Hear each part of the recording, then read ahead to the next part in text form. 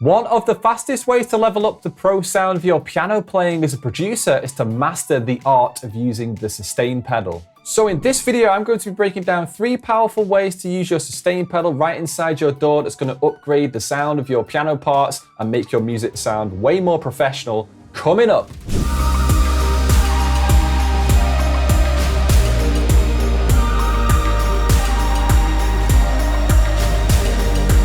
Hi, I'm Michael Emmerson, bringing you the best tips, tricks, and tools to accelerate your keyboard skills for your music production. So as you can see here, I've got a pedal cam for you set up so you can see absolutely everything that I'm doing. And the sustain pedal is really a vital component for you for creating those professional parts right inside your DAW. And you can really use it in a range of multiple genres, from epic synth chords like this,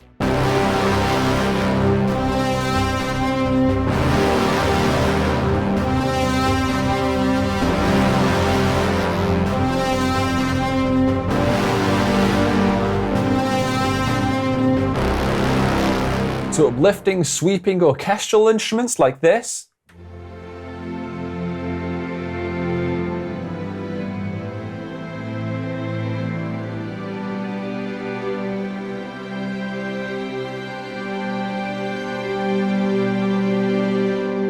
To hyper-realistic piano parts for your songs like this.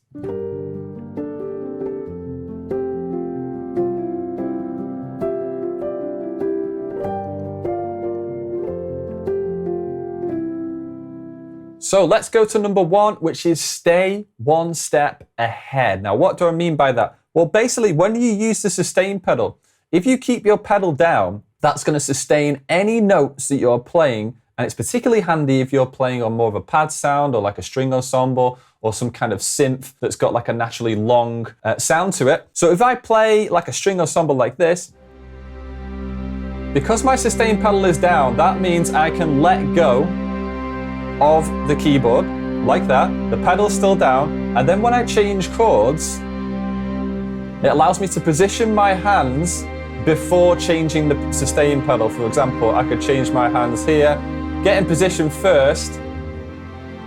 Now I could go to a different chord like that, and this is all being helped by the sustain pedal. And it allows you to move across the keyboard quicker. And it's particularly handy for those epic chords that you want to spread out across the keyboard. Maybe you need to go from like a lower region to a higher region of the keyboard. That is going to be a very handy tip for you. And I suggest maybe experimenting with some sort of synth sound or synth pad, or maybe some string ensembles, and that will serve you well. So this also works with other sounds that cut off more quickly, like pianos, electric pianos, those sorts of things. But it can allow you to do the same thing. If I let go of the chord, yes, it's ringing out a bit, it'll eventually fade away. But as I change to the next chord, it's allowing me to stay one step ahead of the music, but also your DAW as well. Because remember, you're always trying to catch up with the record button, aren't you? This pedal trick will definitely allow you to keep up with your music that you're recording, but also stay one step ahead. Okay, number 2 is to sync with your chord changes, which is actually the correct way to use the sustain pedal. So for example, if I play a little piano thing here, just watch out for the pedal cam at the top and see how I'm moving the pedal upwards when I hit the chord down. For example,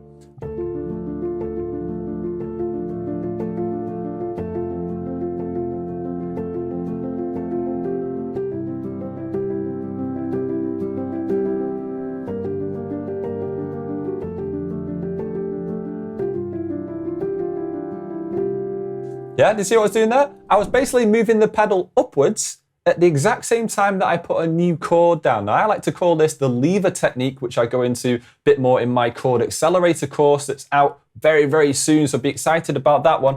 But you can see here that when I play a chord, it's the exact same time, which is like a lever. You want to play the chord and lift the pedal at the exact same time. Now, the biggest mistake that people make when they're trying the pedal for the first time is that they will lift the pedal first and put it down in time.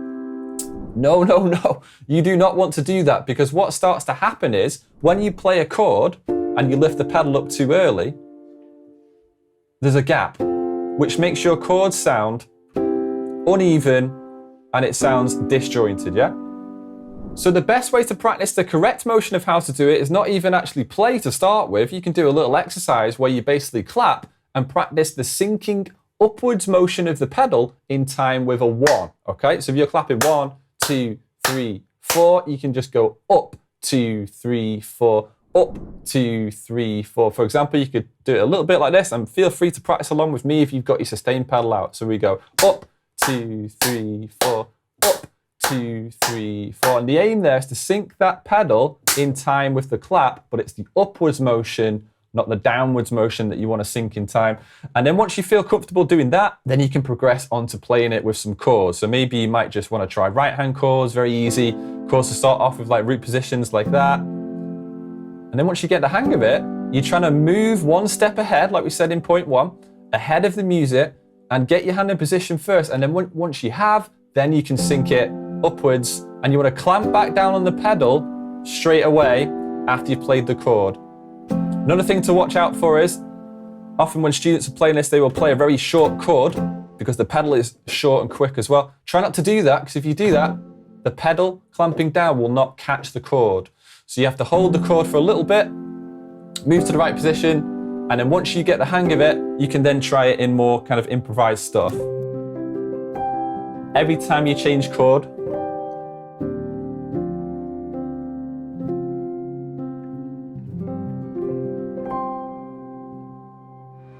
now, if you want to swipe some hit chord progressions that are used by major artists, producers, and composers, you'll definitely want to check out the free resource that I've made for you in the description, which is the progression cheat sheet. You can swipe lots of different hit chord progressions and try this out with your pedal technique from this video. So definitely check that out. Or you can go to fasttrackkeys.com/cheat sheet. Okay, number 3 is one of my favorite tricks to do with the sustain pedal is you can create huge chords. And this one's probably the easiest one of the 3, because all you have to do is start with a chord, and then if you've got your sustain pedal held down, you can actually just hold it down the whole way and start adding single notes to the chord. So for example, if I want to use maybe an A minor chord to start with, like that, I can let go and then test out other notes. Maybe I want an A, a low A, a C. This is a fantastic way of trying out different chord voicings. And there, I've just used the 3 notes from the A minor chord. What if you got a bit more advanced with it and you tried some different types of chord voicing? So we'll try some open voicing with it. I can hold down that chord. I can create bigger, more melodic chords in there. I can even sync with my chord changes.